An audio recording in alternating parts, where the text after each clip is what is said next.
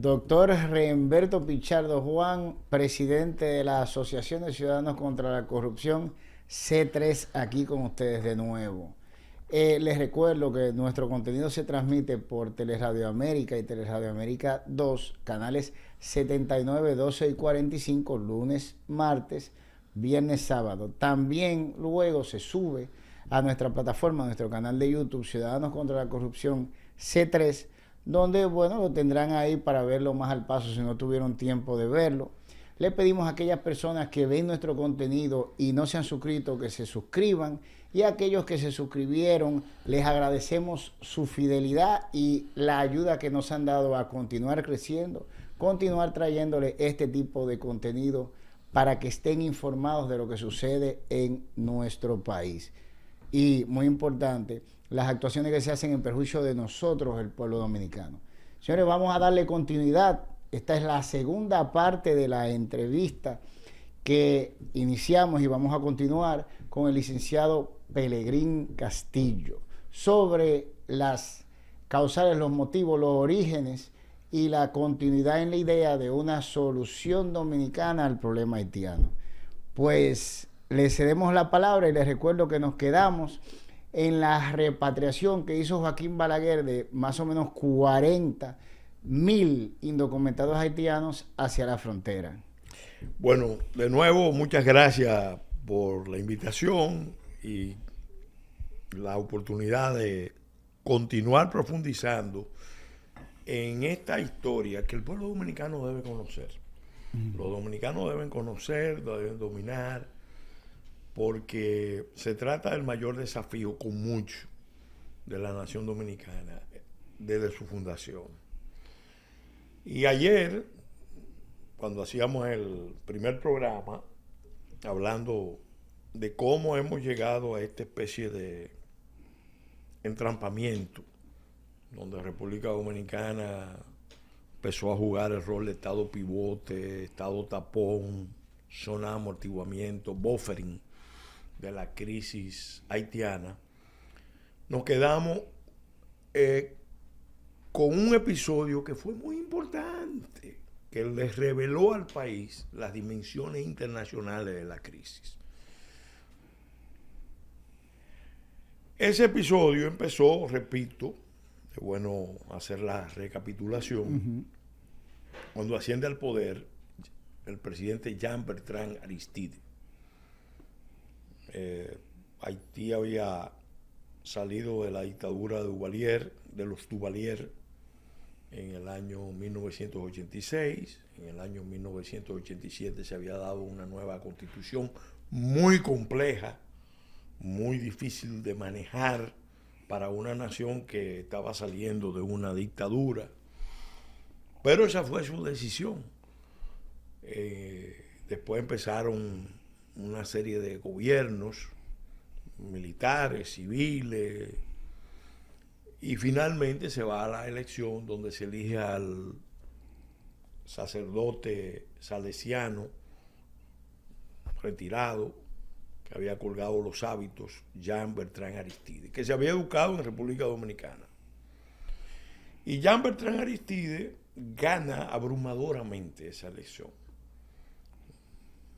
de manera aplastante, generando una expectativa muy amplia de que Haití iba a entrar en una nueva fase de carácter democrático, porque se hicieron elecciones y el pueblo respondió. Claro, a quien eligió el pueblo haitiano fue, como pasó con Duvalier, a un líder radical, a un líder fundamentalista, imbuido de una visión ideológica de la teología de la liberación, y además con, vamos a decir, una carga de resentimientos históricos, y además sintiéndose con el poder que se lo había dado el pueblo de ajustar cuentas con esa estructura de poder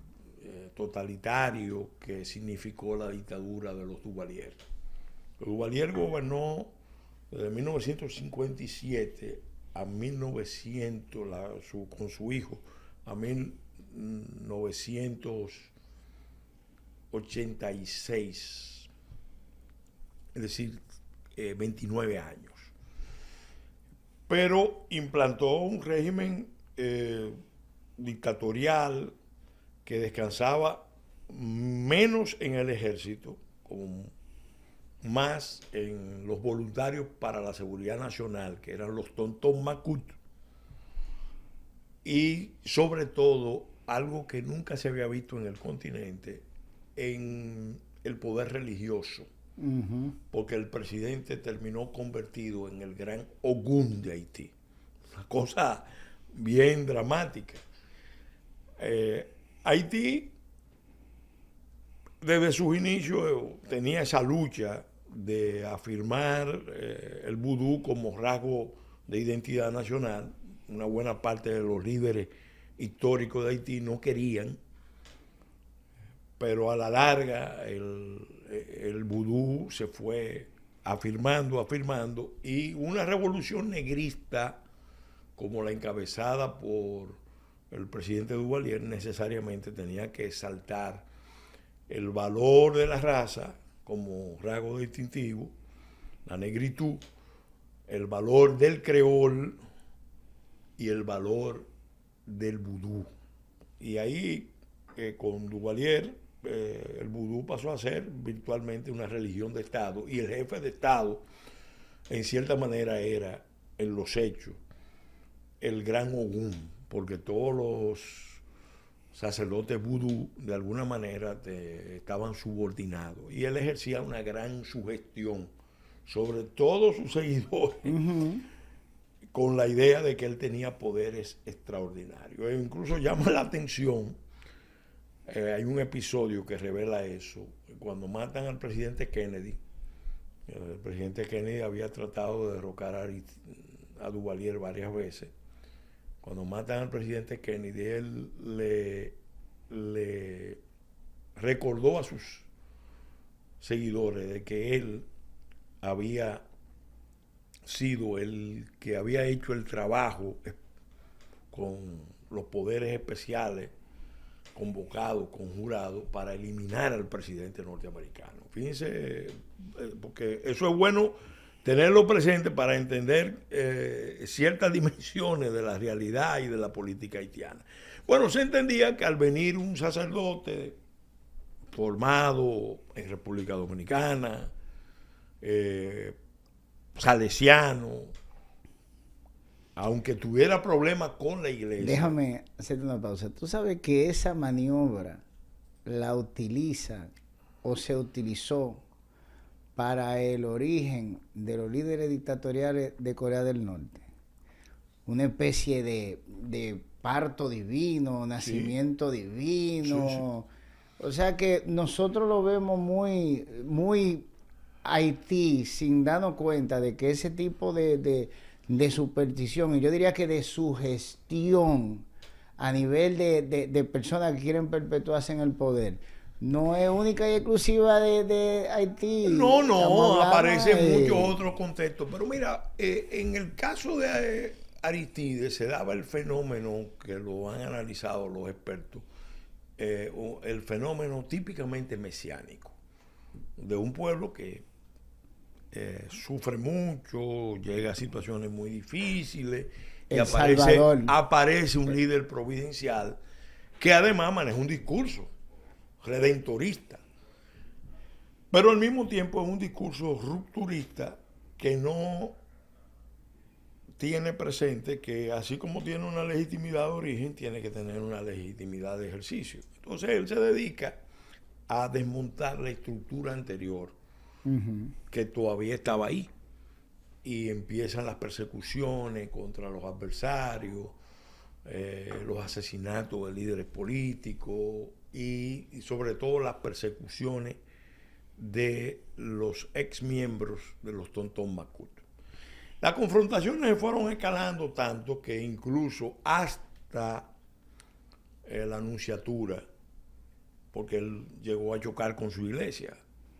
Él rompió con la iglesia y tuvo hasta una confrontación con la Iglesia Católica Haitiana, con el nuncio incluso, que fue golpeado severamente en las calles y vejado de muchas maneras. Se le hizo mucho daño a muchas iglesias. El punto es que el nivel de contradicción que él generó era tan grande que en un momento dado él sintió que tenía que buscar el conflicto exterior para consolidarse internamente. Y por eso es bueno recordar que él se va a Naciones Unidas, y en Naciones Unidas a él lo eligen a principios del año 91 y más o menos para septiembre, agosto, septiembre, es el periodo de sesiones de la Asamblea General. Entonces va nada más y nada menos que el presidente Haití acusa a República Dominicana de esclavitud, de ser un régimen hostil, terrible, que esclaviza a los haitianos. El presidente Balaguer le respondió con dureza. Balaguer tenía los huevos pesados y decidió empezar un programa de repatriación y que fue escalándose. En un momento dado, Aristide, cuando ve que a las presiones internas, a las contradicciones internas, se suma ya una contradicción frontal con República Dominicana, le pide al ejército que vaya a oponerse a las repatriaciones, a las devoluciones. Y obviamente el ejército haitiano toma partido con los contrarios a Aristide y apoyado por los Estados Unidos, por la administración del presidente Bush padre y la Agencia Central de Inteligencia, deciden el derrocamiento de Aristide. Puede decirse que Joaquín Balaguer, presidente de República Dominicana, inició la cadena de eventos que culminó con el derrocamiento de Aristide en Haití. Mira, no tanto así. Lo que inicia el conflicto es la necesidad que tiene Aristide de ir a Naciones Unidas a acusar a la República Dominicana. Bueno, eso tuvo la reacción que... Y el gobierno dominicano reacciona. Por eso cadena de eventos. Si él no toma esas medidas de agresión, porque ir a la Asamblea a acusar a República Dominicana de un crimen de lesa humanidad es muy delicado. Entonces el doctor Balaguer, yo creo que le respondió adecuadamente y lo derrocan. Pero fíjate que lo derrocan, a él lo iban a matar. A él lo iban a matar. A pesar de que él había generado una guardia de protección con los ya famosos chimer, porque la gente cree que este tema de las bandas o de los grupos paramilitares es reciente. No. Él, que no confiaba en el ejército haitiano y que estaba enfrentando a los Totombacú, había estimulado la formación de un grupo que llamaban los Chimer, que eran los que salían a confrontarse con los antiguos Totombacú en las calles. Y a usar el Perlebrun, que yo creo que fue uno de los hechos que más empavoreció al cuerpo diplomático. Yo recuerdo que el embajador de Argentina escribió un libro sobre su vivencia en Haití y había unos pasajes dedicados a reflexionar sobre el significado que tenía el hecho de que el presidente Mesías le pidiera a su gente que quemara a los adversarios en las calles con las gomas y entonces hicieron un elogio del fuego y del olor de esa experiencia. Yo recuerdo el libro escrito por el embajador de Argentina. Tú sabes que yo lo conocí. Ah, bueno. Al embajador de Argentina. Nosotros en Haití. Nosotros estuvimos allá en esa época. Porque mi papá era el cónsul general de la República Dominicana en Haití. Si mal no recuerdo, 90 al casi 92. O sea que nosotros nos tirábamos... O sea que ustedes vivieron la experiencia... Sí. Los golpes de Estado que se daban casi a diario, hasta el ascenso de Aristide al poder y luego el desorden que continuó cuando él subió al poder porque se intensificó, se estructuró y se dinamizó prácticamente.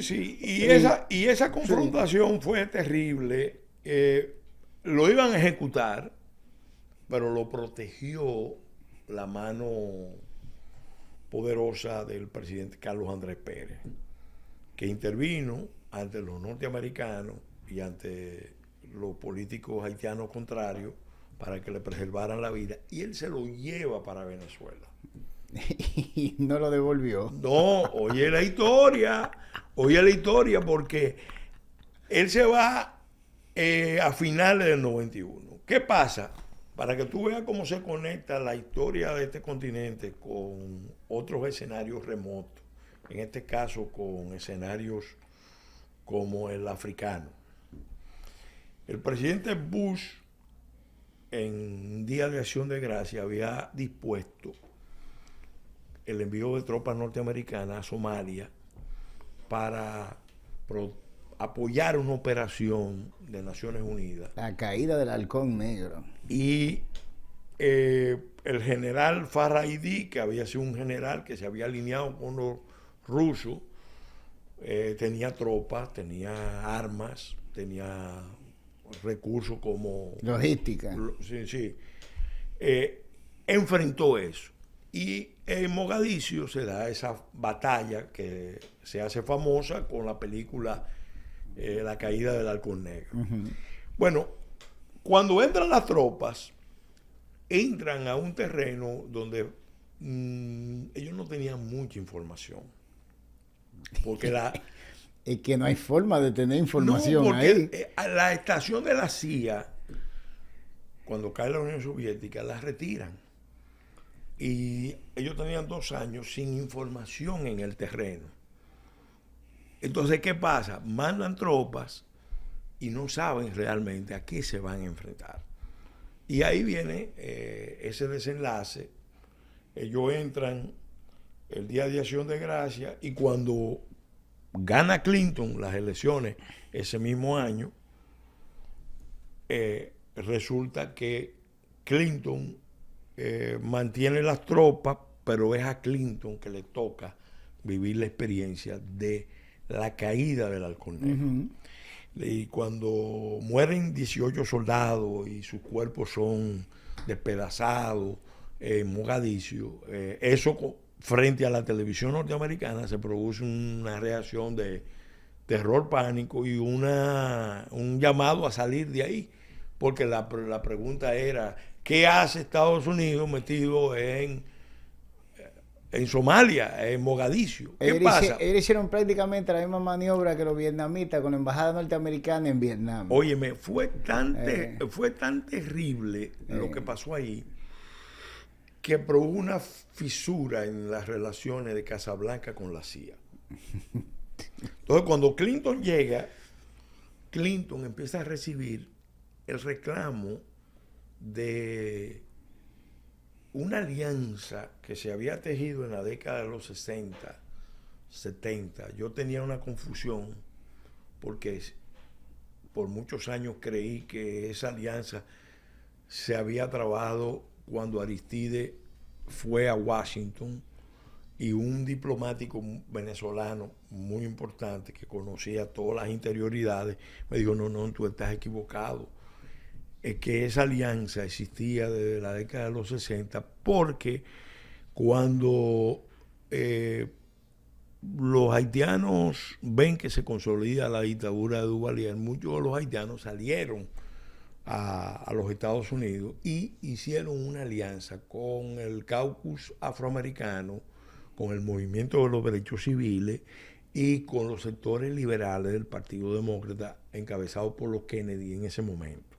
Los Kennedy fueron los primeros protectores de esa causa y de esa alianza. Y esa alianza estaba concebida para luchar por la liberación de los pueblos afroamericanos del continente, de las Américas, primero en Estados Unidos, y eran los momentos de la lucha de los derechos civiles, y luego en toda América, empezando por Haití, atendiendo a que Haití había sido la nación histórica, emblemática, que había acabado con la esclavitud en una lucha heroica, etcétera, etcétera, donde hay muchas distorsiones y muchas manipulaciones. Una simbología, si se quieren. Pero representaba mucho para los pueblos afroamericanos y para los que tienen un sistema de identidad racial. Eso era el orgullo mayor. ¿Qué pasa? Sí, porque la gente concibe el racismo solo en versión película, Sí. de blanco a negro. Pero ellos no saben que uno de los racismos más fuertes viene precisamente de negro hacia blanco, que se revisa en la historia estadounidense. Malcolm X, por ejemplo. Y hay que mucha gente que no entiende que el fenómeno de la esclavitud moderna, que se da en la época moderna, empieza en operaciones de guerra en África, donde tribus africanas se esclavizaban una con otra, sí, ganaban la guerra, sí, y en vez de comerse, al contrario, lo que hacían era que lo esclavizaban. Sí. Y cuando entraron los europeos, entonces, en vez de esclavizarlo y ponerlo a trabajar para ellos, lo vendían a los europeos. Sí. De modo que el drama de la esclavitud, el crimen de la esclavitud, esa expresión tan odiosa, es el resultado de la guerra y tiene que ver con el ser humano, con los hombres. Porque Egipto, a quien primero le vendían los esclavos era a los árabes. Sí. En África Occidental se lo vendían a los árabes, que tenían sistemas de esclavitud. Entonces, volviendo a este tema, ¿qué pasa? Aristides se lo llevan a Caracas.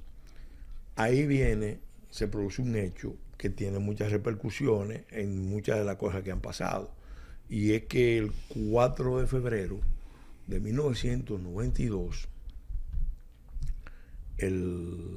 se produce el intento de golpe del coronel Hugo Rafael Chávez Frías. Ya. Y cuando se produce esa acción, Carlos Andrés Pérez y su equipo deciden, mira, hay que sacar a Aristides de Caracas, porque aquí no va a estar seguro. Él estaba en la casona, viviendo ahí, protegido por Carlos Andrés, y se lo llevan a Washington.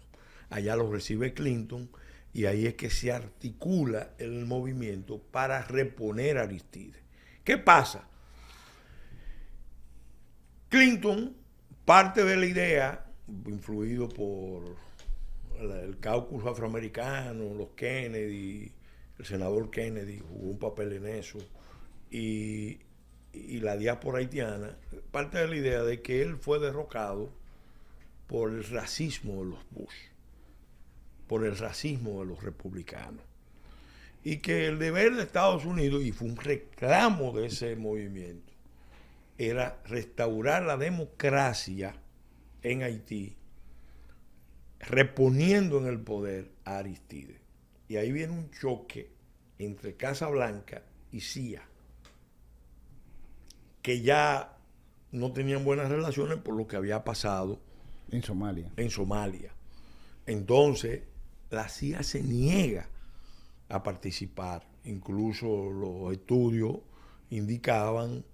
de perfil psicológico de Aristides indicaban que Aristides no era la persona para gobernar Haití, y que al contrario era volátil, imprevisible, violento, un psicópata criminal. Entonces hacen todo el esfuerzo por convencer al presidente norteamericano de que no procede, y además le dijeron, pues nosotros fuimos los que lo hemos derrocado. Y lo derrocamos precisamente por lo que quería y hacer. Los que están en el poder son gente que nos responden a nosotros. Entonces ahí viene el problema, porque Clinton se impone en una lucha muy difícil. Esa lucha toma 92, 93, 94. 3 años. Tiene un pico importante cuando, con motivo de esas contradicciones, los haitianos empiezan a salir por mar hacia la Florida, hacia las islas de la Commonwealth británica, hacia los territorios franceses de ultramar. Y la presión empieza a aumentar hacia República Dominicana. Entonces, ¿qué pasa? ¿Por qué empieza a aumentar la presión hacia República Dominicana y quién le ejerce? Bueno, porque nosotros tenemos la frontera más terrestre, la única frontera terrestre con Haití, de 391 kilómetros, y Haití estaba ya camino al infierno. Una situación que es no similar, es menos grave que esta que estamos viviendo, porque de alguna manera en ese momento había una fuerza armada controlando la situación en Haití, con una policía. Había un gobierno dictatorial, represivo, lo que tú quieras, pero había un gobierno. Pero déjame a ver, ubicarme yo. Los haitianos empiezan a salir de Haití por la situación que se genera. Salen a la Florida y a las islas inglesas, la británica, etcétera, etcétera, el archipiélago. Entonces, todos esos países empezaron a culpar a nosotros porque los haitianos no cruzaban la frontera donde nosotros. Oye, ¿qué pasa? Cuando eso empieza a producirse, se produce una situación de alarma, entre otras cosas, que es lo que no se quiere decir, porque cuando se hacen las pruebas de los inmigrantes haitianos que están saliendo, el problema sanitario es un problema de alto riesgo. Ellos ven aquí un país donde hay muchas enfermedades, donde hay una población con un perfil de morbilidad muy serio, y los norteamericanos no querían que se llegara una población masiva, un éxodo masivo a la Florida, entre otras cosas porque podía cambiar la composición política del Estado. Ojo, porque ellos hacen esos cálculos. Sí, hacen muchísimos cálculos más, entonces, que a la gente no le gusta entonces, oírlo. Y los ingleses hicieron el mismo cálculo. Si a turcas y caicos siguen llegando haitianos, van a cambiar la composición de la isla porque hay demasiado. Y lo mismo Bahamas y lo mismo. Entonces toman la decisión de ir al Consejo de Seguridad y pedir apoyo para un bloqueo. Y ahí el presidente Clinton logra que el Consejo de Seguridad, en ese momento, imagínate, todo el mundo de acuerdo de que Haití hay que imponerle un régimen de aislamiento a la Junta Militar, sanciones económicas a Haití. Bueno, resulta que esa decisión de Clinton... Entonces, espérate, porque esta parte es interesante. Entonces, lo mismo que quieren que nosotros no comamos a los inmigrantes ilegales haitianos. En esa época, cuando empezaron eso es humanitario, esos seres tan compasivos, cuando empezaron a llegarle a su puerta y a sus puertos, y entonces le impusieron un bloqueo a Haití. Mira, eso fue tan lejos que la Suprema Corte de Justicia de Estados Unidos, ante una serie de recursos que se sometieron, la administración sometió una propuesta de que autorizara la devolución desde alta mar, porque de acuerdo a las normas norteamericanas, de alguna manera el que llegaba tocando las puertas de Estados Unidos tenían que ser recibido, procesado, aunque se le devolviera después. Pero en este caso, como eran miles que estaban saliendo, la decisión fue devolverlo de alta mar o llevarlo a Guantánamo en la fase inicial. ¿Qué pasa? Se toma la decisión de bloquear a Haití. Y una decisión tremenda, porque era un embargo de combustible, embargo, el de armas se entendía, embargo de una serie de bienes, sanciones a los altos cargos del gobierno, una crisis internacional seria. Por el hecho de que se estaban yendo de Haití. Sí, y porque ellos estaban presionando por la devolución, de que había que reponerlo. Reponer a Aristide. A Aristide en el poder. Esa crisis dura, repito, 92, 93, 94. Y toda esa presión viene porque a Clinton se le cogió con que tenía que poner a Aristide. Porque a ellos le pidieron que repusieran a Aristide. ¿Quiénes? Esa alianza que todavía está activa y más fuerte que nunca. La diáspora haitiana en Estados Unidos, el caucus afroamericano y los sectores liberales del Partido Demócrata en ese momento eran el senador Kennedy y la Fundación Kennedy. De hecho, fíjate cómo opera Estados Unidos. El presidente Clinton, para facilitar ese papel, le entrega a Aristide, cuando llega, 30 millones de dólares que estaban en los organismos internacionales.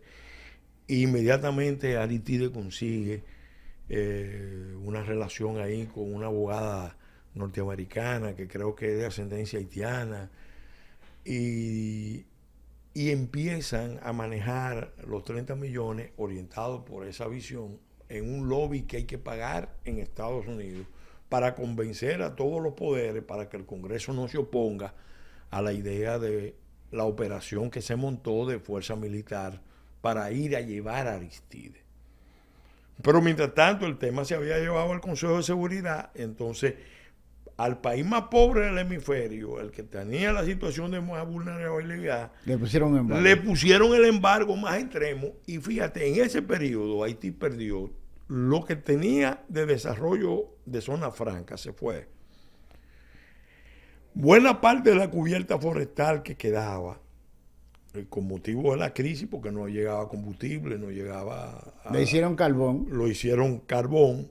El turismo, que ellos todavía para esa época tenían cierto desarrollo turístico, se perdió, y una cantidad de operaciones adicionales, legales, se perdieron como resultado de ese embargo, porque había que dar el ejemplo de que Estados Unidos no iba a permitir que volviera a la etapa de los golpes de Estado. Un golpe de Estado que lo acababa de hacer la administración anterior. Pero es que en realidad vender la idea de que se estaba prohibiendo volver a la época de los golpes de Estado, cuando ellos iban precisamente a dar un golpe de Estado y ellos querían imponer a una persona X, en lugar de simplemente hacer cesar la inestabilidad política, social y económica en Haití, son dos cosas muy diferentes. Porque una cosa es, vamos a organizarlo para que ustedes decidan a quién ustedes quieren como presidente. Vamos a ayudarlo con eso. Eso es bueno y válido. Y otra cosa es, no. Si tú no aceptas a este que yo te estoy llevando como presidente, entonces te bloqueo. El relato de la acción fue que este presidente recién electo fue derrocado por el racismo de Estados Unidos, por el racismo de la administración republicana, el racismo de los Bush, el racismo que había en la CIA, que no toleraban a un liberal, a un hombre progresista, a un hombre dispuesto a hacer cambios en su país, que querían seguir con las fuerzas de la caverna, etcétera, etcétera. Entonces, con ese motivo, hacen todo eso, y entonces vienen varios episodios. Fíjate, qué bueno recordarlo. El presidente Balaguer, en ese periodo, con motivo del aniversario de la batalla de Palo Hincado, hace un planteamiento público que mucha gente entendió que fue algo que lo hizo con fines electorales, que era nada más y nada menos la denuncia de la fusión. Mucha gente dice, no, eso fue una maniobra de Balaguer para evitar que el doctor Peña Gómez, que era el candidato de la oposición, apoyado por los americanos, apoyado por Diálogo Interamericano, apoyado por la Internacional Socialista, apoyado por Carlos Andrés Pérez, que fuera al poder. Que eso fue una jugada de Balaguer. En realidad yo me tomé el cuidado de investigar, y la versión más creíble que yo he podido construir es que Balaguer hace la denuncia porque en medio de la crisis que hay en Haití, cuando dos ministros dominicanos van a Europa a una diligencia de Estado, se le da en Francia una recesión. Fíjate que él habló de Francia y otras potencias, no menciona Estados Unidos. Ahí se le da una recesión y ahí se habla del futuro de la isla, y ahí se le propone a los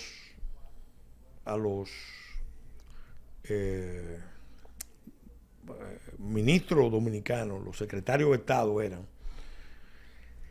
que teníamos que prepararnos para la unidad, porque si Alemania y Francia, que habían luchado toda la vida, se habían unido para construir la Unión Europea, el Caribe podía articularse alrededor del eje República Dominicana y Haití, que había que pasar la página, que había que aceptar toda esa operación. Entonces, cuando Balaguer suelta eso, aquí inmediatamente la gente lo vio como una maniobra electoral. En realidad, Balaguer estaba dando la voz de alerta porque él entendía que en medio de la crisis hacer un planteamiento de esa naturaleza era muy grave, y era más grave por lo siguiente que te voy a compartir, y le voy a compartir a los amigos televidentes. Mira, en 1986, cuando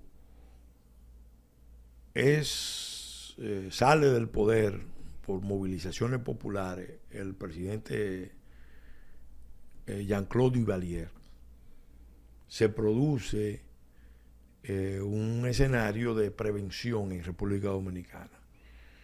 El Comando Sur le dice al gobierno dominicano que elabore un plan de contingencia por la posibilidad de que hubiera una guerra civil en Haití.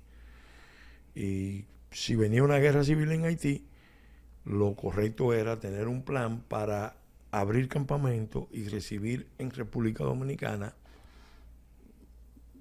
aproximadamente 400.000 haitianos, fruto de ese conflicto posible si venía una guerra civil en Haití.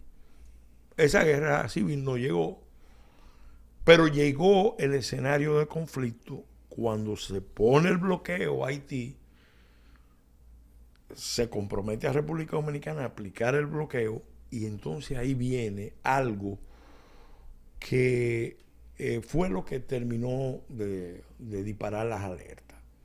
Los Estados Unidos le piden a los países de la región, pero le piden particularmente a República Dominicana que acepte campamentos de refugiados en esta región y en su territorio. Eso es la administración de Bill Clinton. Ese sí, el famoso plan Éxodo se había elaborado en el 86, se actualizaba cada cierto tiempo, pero cuando viene la crisis, a las Fuerzas Armadas Dominicanas, bueno, a Balaguer se le pide que acepte campamento. Balaguer, de manera radical, así como había denunciado la maniobra de los franceses de sugerirle a los ministros en medio de ese contexto de que la integración con Haití, entonces viene esa propuesta que en realidad radicalizó a todo el mundo, porque Haití está desestabilizado, resultado de las decisiones de poder de Estados Unidos, porque Estados Unidos derroca a Aristide, Estados Unidos entonces trata de reponerlo, genera la crisis y le piden a la República Dominicana que abra la frontera. ¿Cómo nos enteramos nosotros? Cuando digo nosotros me refiero al movimiento Unión Nacionalista. Unión Nacionalista se entera por diferentes vías, pero la más confiable de todas fue el delegado del ACNUR en República Dominicana. Fíjate que uno critica a los funcionarios internacionales que se actúan como procónsules, pero uno reconoce que a veces en esos organismos aparecen gente de conciencia y dicen, señor, esto no puede ser. El señor Castro Magloff, y estoy mencionando nombres, le pidió una reunión a los delegados, a los miembros de la Unión Nacionalista. Yo participé, fuimos varios a conversar con él, y él nos dijo, miren, los norteamericanos están pidiendo, quieren que ustedes abran la frontera y acepten campamentos de refugiados en su territorio.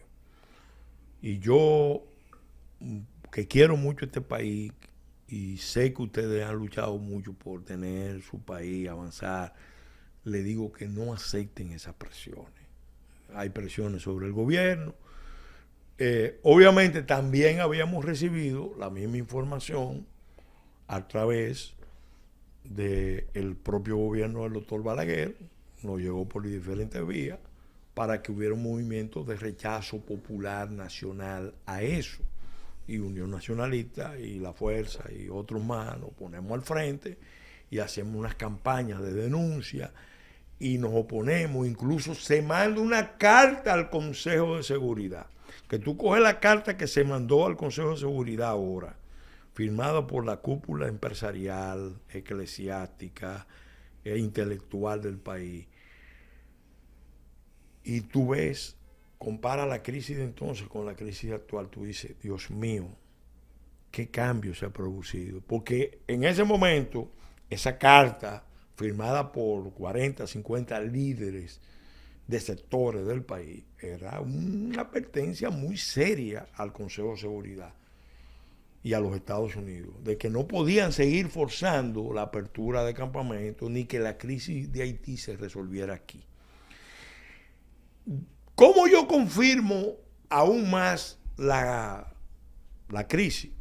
Mira, nosotros hicimos un pacto con el PLD en el diciembre del 93. Casi de inmediato el doctor Leonel Fernández, que era candidato a la vicepresidencia, pero era el que manejaba las relaciones internacionales del PLD, me invita a que lo acompañe a una visita al Departamento de Estado. Él y yo, y allá en Estados Unidos se sumó el presidente del PLD en Estados Unidos, José Fernández. Y vamos al Departamento de Estado, después de actividades en Nueva York, bajamos a Washington en carro, y ahí tenemos una reunión amplia de casi 2 horas con funcionarios de alto nivel. Ahí estaba Richard Nuxio, un senior, pero habían 2 subsecretarias. Ann Patterson, encargada del Caribe, y Donna Rina, que después fue embajadora en República Dominicana. No recuerdo si estaba Daniel Santos, que era el encargado, o fue después el encargado del DES dominicano. El hijo de Daniel Santos, el cantante, o el nieto. El punto es que ahí en esa conversación, estoy hablando de enero 94, había un frío terrible en Washington. Ahí yo confirmé lo que, bueno, ya yo sabía por la presión que ellos tenían de la apertura de campamento. Los norteamericanos fueron directo al grano y nos dijeron ahí, miren, nosotros queremos decirles que nosotros tenemos mucho interés en el proceso electoral de República Dominicana, porque ustedes saben que hay una crisis muy grave en Haití y nosotros no podemos manejar la crisis haitiana sin el involucramiento responsable de República Dominicana. Nosotros necesitamos que República Dominicana se convierta en el gran aliado de nosotros para el manejo de la crisis haitiana. Enero del 1994. ¿Y a qué se referían ellos con el manejo de la crisis haitiana? ¿Y qué diablo se supone que íbamos a hacer nosotros en el manejo de la crisis haitiana? Ahí viene el asunto. Inmediatamente vienen las críticas al doctor Balaguer, que era el candidato del Partido Reformista. La crítica de que Balaguer estaba incumpliendo los términos de la resolución del Consejo de Seguridad, que los militares estaban permitiendo el traslado con gasolina, de medicamentos. No estaban prohibidos los medicamentos, pero que lo estaban haciendo irregularmente. Alimentos y una serie de cosas que se estaban mandando para Haití. Ya que nosotros ya le estábamos mandando comida y alimentos. Sí. Y después yo lo confirmé con el doctor Balaguer. En una ocasión hablé con él años después y le pregunté, me dijo, sí, yo le dije que había que flexibilizar, porque si me llevaba a los norteamericanos, nosotros íbamos a generar un efecto indeseable, porque Haití iba a implosionar, entonces iban a venir millones de haitianos sobre nosotros y eso iba a generar un problema. Entonces yo autoricé a las Fuerzas Armadas. Ahí le habían quitado la visa a un grupo de altos oficiales de las Fuerzas Armadas. Al último que se lo quitaron, que parece que fue lo que detonó la crisis, que los americanos echaron para atrás, fue al general Aurelio Rosario Polanco, Chiche, de la Fuerza Aérea. Entonces tengo entendido de que eso produjo una reunión del alto mando militar que le advirtió a los agregados militares americanos que eso ellos no iban a seguir aceptando ese tipo de presiones e intimidaciones. Incluso, esto yo no lo he podido comprobar, pero esa versión corrió de que se consideró la posibilidad de que los altos oficiales de las Fuerzas Armadas le entregaran en una visita conjunta las visas a la embajada americana.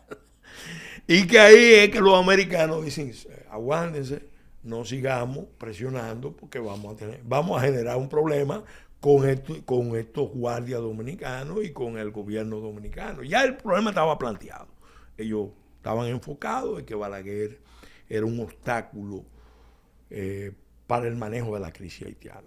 Lo mismo me confirmó Jacinto Peinado. O de vuelta, para poner a Aristide, que era el hombre de ellos, en Haití. Claro, porque ese era el manejo de la crisis para Balaguer, que había sido el presidente que toma las decisiones de las repatriaciones, después que acusan al país ante el Consejo de Seguridad de esclavitud, entonces era mucho con demasiado. Entonces y toma la decisión de mantener un embargo, se mantiene, pero con cierta flexibilidad para evitar un problema mayor. Pero a ellos no les importaba, ellos lo que querían era el plan Éxodo. El plan Éxodo lo dimos a conocer. Es un plan de operaciones de las Fuerzas Armadas. El campamento más profundo en el territorio dominicano estaba en San José de las Matas. Todos los otros campamentos se iban a abrir en la frontera. Un poco parecido, una variante del plan de contingencia del flujo masivo de migrantes que se armó en el año 2019 con fondos del Departamento de Estado, porque hay cosas que se repiten. El Departamento de Estado, ANURIA, OIN, hacen que el Instituto Nacional de Migración elabore un plan, financian un plan bajo el liderazgo de doña Florinda Rojas, pero el que lo hace Willy Lozano, para la apertura de campamentos en las provincias fronterizas, solamente. En el supuesto de una guerra civil en Haití o un evento extraordinario de carácter humanitario que provoque desplazamiento. Fíjate que siempre está el enfoque de trasladar la población hacia República Dominicana. Porque ellos han descartado Haití. Pero espérate, descartar una zona, un país a nivel político, o sea, la ficción estatal es una cosa. Movilizar una población de un punto físico a otro es otra cosa, sí. Porque los estados son ficciones. Puede ser que tú estés África profunda, donde lo que hay es aldea, ahí no hay estado. Pero hay un grupo de personas ocupando un terreno, sí. Que es donde viven y donde se desarrollan. Sí. Que desaparezca el Estado haitiano, que continúe, que hagan otro nuevo, que hagan lo que quieran, a nivel de lo que es la ficción estatal es una cosa.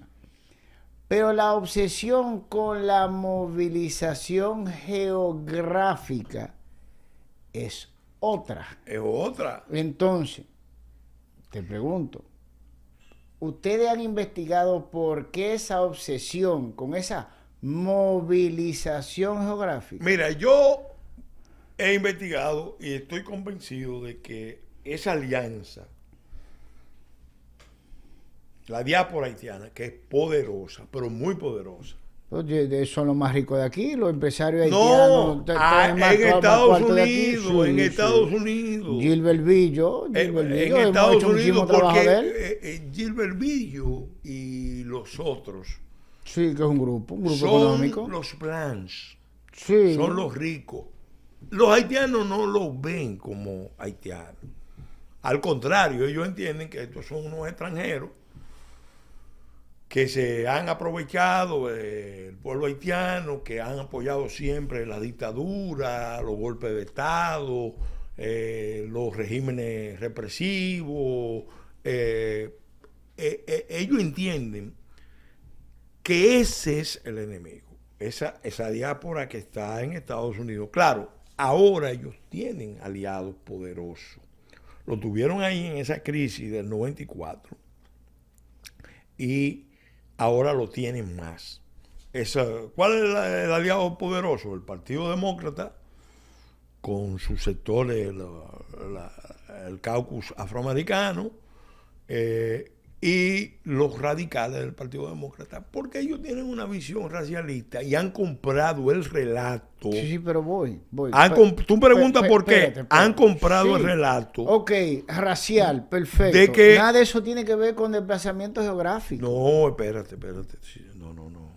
Vuelvo y me remito al informe de Naciones Unidas de 1949, que lo analizamos en el programa anterior. Sí, es un estado fallido, se desbarataron su medio ambiente, etcétera, Y ellos etcétera. saben que tienen una cuota de responsabilidad, porque no te mencioné en el programa anterior que es verdad que las prácticas agrícolas haitianas, especialmente en el sur, causaron mucho daño. Lo que no se menciona mucho es que las tropas norteamericanas, cuando llegaron en medio de la guerra, las compañías madereras norteamericanas estuvieron operando hasta entrado la década de los 50 en el desmonte del bosque haitiano, en lo que se llama el Bois Tombé, el bosque talado.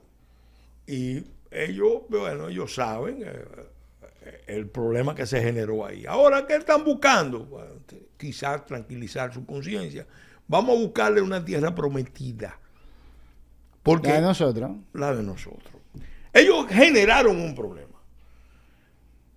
Por conciencia o mala conciencia.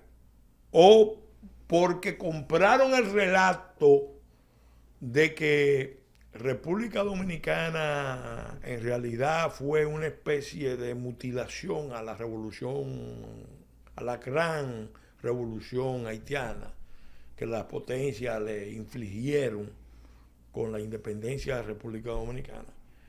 De alguna manera, ellos están claros de que el espacio vital, lo que los alemanes llamaban el Lebensraum de Haití, está en la parte oriental de la isla de Santo Domingo. Pero déjame hacerte una pregunta.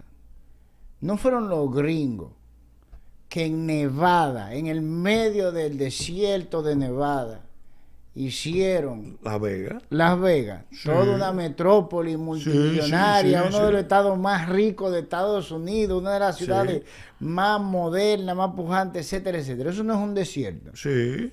Pues entonces, si ellos quieren dar la tierra de nosotros, porque ellos no quieren ni a meter cuarto ahí.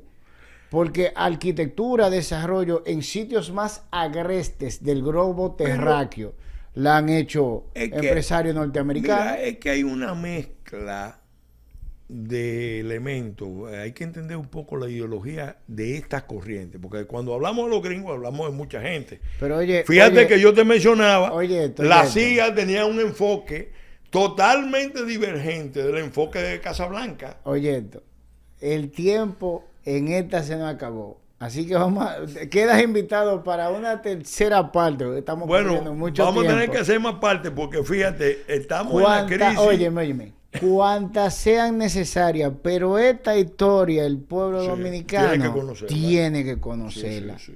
Señores, quedamos para una próxima entrega. Por hoy lo vamos a dejar hasta aquí porque el tiempo se nos acabó y seguiremos hasta que el pueblo dominicano conozca todo de cabo a rabo, de principio a fin. Por hoy lo dejamos hasta aquí y que el Señor los bendiga.